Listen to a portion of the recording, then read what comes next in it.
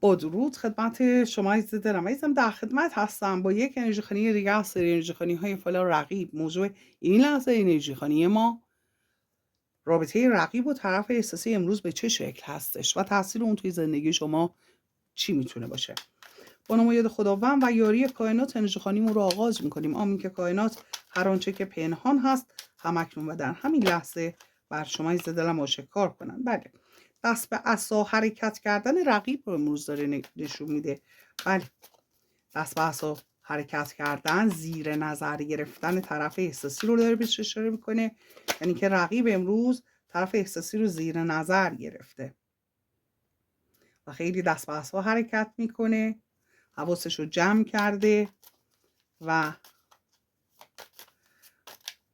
همونطور که ملاحظه میفرمایید دنبال یک چیزی میگرده تو مسائل طرف احساسی و طرف احساسی هم دنبال کار خودش هستش، بی تفاوته، اصلا عین خیالش نیست، حواسش هم به رقیب نیست، نمیدونه که امروز این رقیب دنبالشه، داره زیر نظرش میگیره، منتظر این هستش که یه چیزهایی رو آشکار کنه، یه چیزهایی رو بفهمه.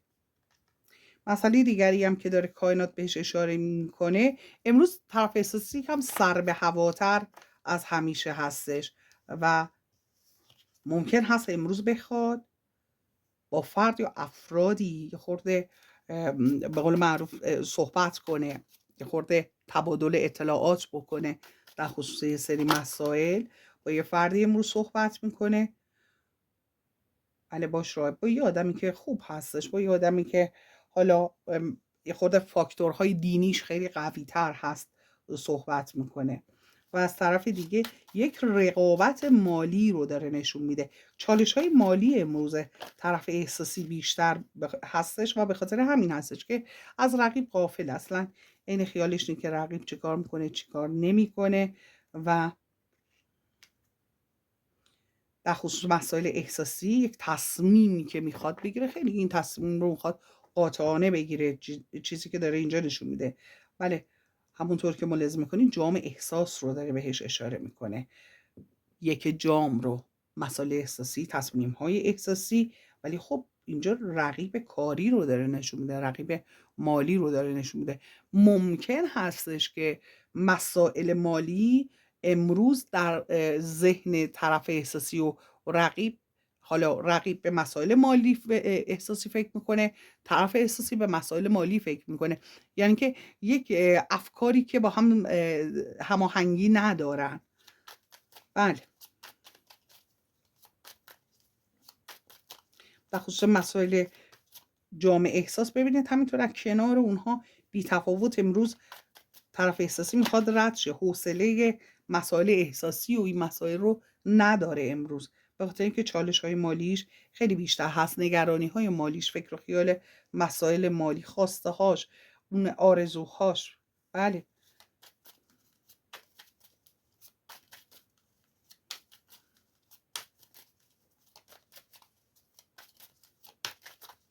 ببینیم کائنات چی میخواد بده کنار این کارت. میخوام ببینم چه معنایی میخواد بده در این لحظه.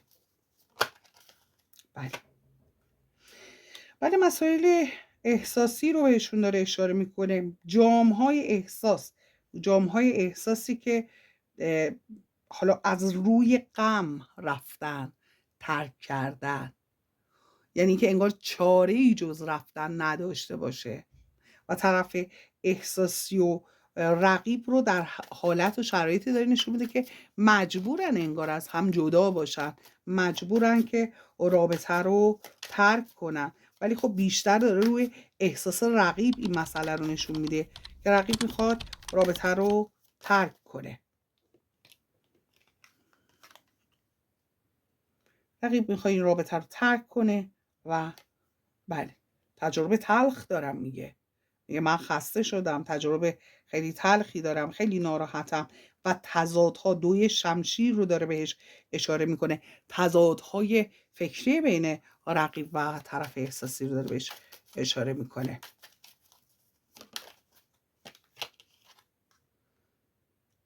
بله، و هیچ و پوچ شدن داشته ها و هیچ و پوچ شدن اهداف، یعنی زحمت هایی که میگه کشیدم یعنی همه هیچ و پوچ شدن، هیچی اونجوری که دلم میخواد پیش نرفته.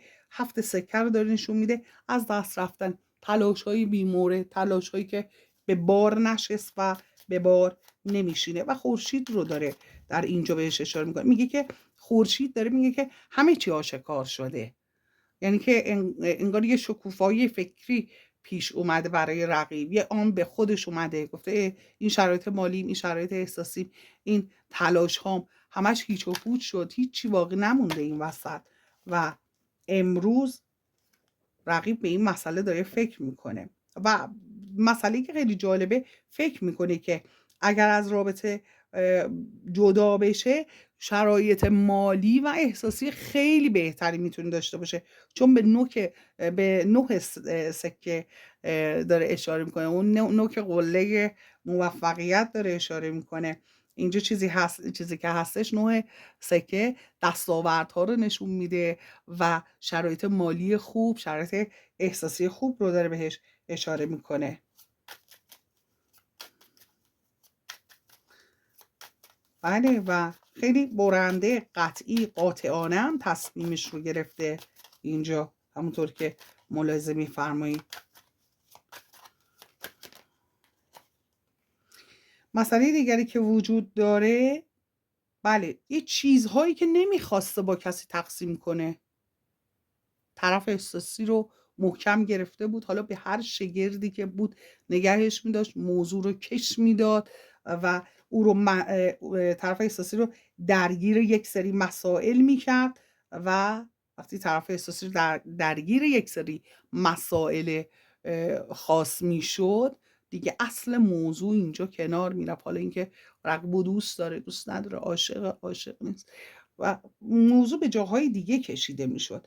ولی خب حالا داره به مسئله که اشاره میکنه کائنات، بله در اینجا محکمه الهی رو داره میگه، یا محکمه رو، و داره عدالت رو میگه. یعنی اگر اینها با هم عقد هستن، جدایی رو داره بهش واضح اشاره میکنه. دوتا کارتی که پشت سر هم اومد، دادگاه و همونطور که ملاحظه میفرمایید، بله، دادگاه و مسئله احساسی و دادگاه و جواب دادگاه، عدالت و در اینجا هم آشکار برای کارت عشق رو داد و تعادلی که میخواد برقرار شه در خصوص مسائل مربوط به مسائل احساسیش. یعنی که یک حالا به دادگاه رفتن، یه حقی رو گرفتن، حالا میتونه چون مسائل مالی و احساسی بود دیگه، یکی به مسائل مالی یکی به مسائل احساسی فکر میکرد، حالا میتونه در خصوص مهریه باشه یا مالی که با هم دارن باشه، مسائل به این شکل رو داره بهش اشاره میکنه. و یک جوونه که نظر رقیب رو جلب کرده، حالا ما چون کلیات رو میخوایم بدونیم ممکنه حتی نظر طرف احساسی رو جلب کرده باشه، هیچ فرقی نمیکنه. موضوع این هستش که همه چیز خارج از این رابطه شروع میشه از نگاه اونها. و ببینید چرخه تقدیر رو داره بهش اشاره میکنه، تغییراتی که باید ایجاد بشه و مصمم بودن برای اون تغییرات. همونطور که ملاحظه میکنید، بله، به خاطر مسئله پول اختلافاتشون بنابراین اختلافات مالی هستش و یک فردی که پیشنهاد داده. حالا ببینید عزیز دلم، داره چیزی که اینجا نشون میده، یه نفر سومی وارد این رابطه، میتونه شما باشید، رابطه شما و طرف احساسی باشه، تاثیرگذار باشه، و یا اینکه رابطه فرد، بیشتر داره به فرد سوم اشاره میکنه، حالا یا شما هستی یا فردی از سمت طرف رقیب هست، حالا اون رو هم مشخص میکنیم. اینجا هم داره به 3 شمشیر اشاره میکنه و 3 کاپ.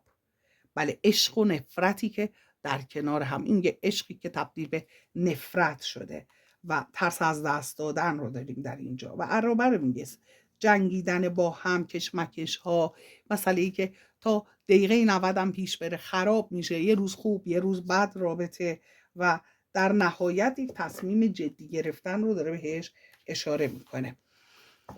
بله، آمین که کائنات هر آنچه که پنهان هست رو آشکار کنه. بله، انقدر شرایط سخت پیش رفت که دیگه در نهایت دلتنگ روزهایی که تموم شدن یا روزهایی که حالا طرف احساسی بله مهر رو نشون میده و رازها رو داره نشون میده، دلتنگی رو، حالا دلتنگی که مربوط به راز هست، یعنی یه چیزی که طرف احساسی با رقیب نمیتونه در موردش صحبت کنه و اون مسئله یک مسئله عاشقانه هستش. بله عشق نسبت به شما رو داره به وضوح نشون میده، چون اون چیزی که به صورت یک راز هست یا حالا طرف احساسی در مورد جزئیاتش صحبت نمیکنه و رابطه با شما هستش.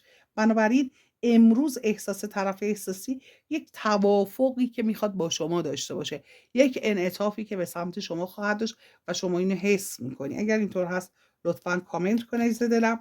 و عشقی که نسبت به شما داره رو داره به وضوح نشون میده، میگه یک عشق دو طرفه هست با شما و دستش رو انداخته که این عشق رو بگیره، دلش تنگ شده و این عشق رو حالت یک راز توی این رابطه داره نشون میده و ماه رو بهش داره اشاره میکنه. ولی اون موضوعی که حالا این رقیب هم آیا برای طرف احساسی رقیب آورده یا نه، میخوام اجازه بدین از کارت بله نه خیر بگیریم. آره این بهتره. آمین که کائنات هر آنچه که پنهان هست رو آشکار کنه. آیا رقیب هم برای طرف احساسی رقیب آورده، یعنی رقیب هم با فرد دیگری در ارتباطه؟ او کارتای زیادی داد، یک کارت میخوایم. آمین که کائنات هر آنچه که پنهان هست رو همکنون و در همین لحظه آشکار کنه. کارتی که کائنات جدا میکنه داره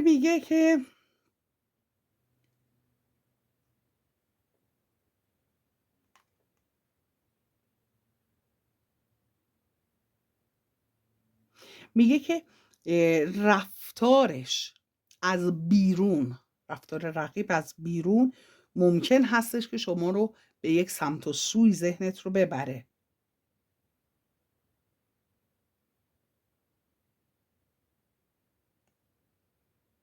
و میگه که یک واقعیتی هست که مخفی کرده رقیب و اون حقیقت یک دلیلی داره که مخفی کرده.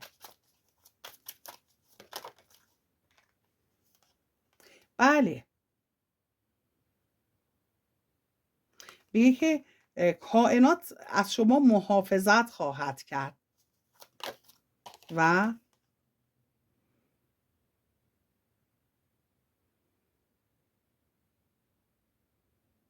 بله در خصوص رقیب میگه که یک تلاش ناموفقی که انجام داده، تیتیرش، یک لرزش، یک لغزشی انجام داده. بنابراین میگه این لرزش و لغزش رو یه اشتباهی رو انجام داده و در انتهای دیگه داره میگه بله کائنات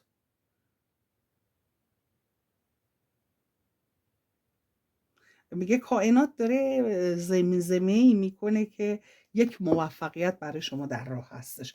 کلید رو هم در اینجا در انتهای دک داده در خصوص مسئله‌ای که بستگی توش وجود داره، تعادلی که برقرار خواهد شد توی زندگی شما.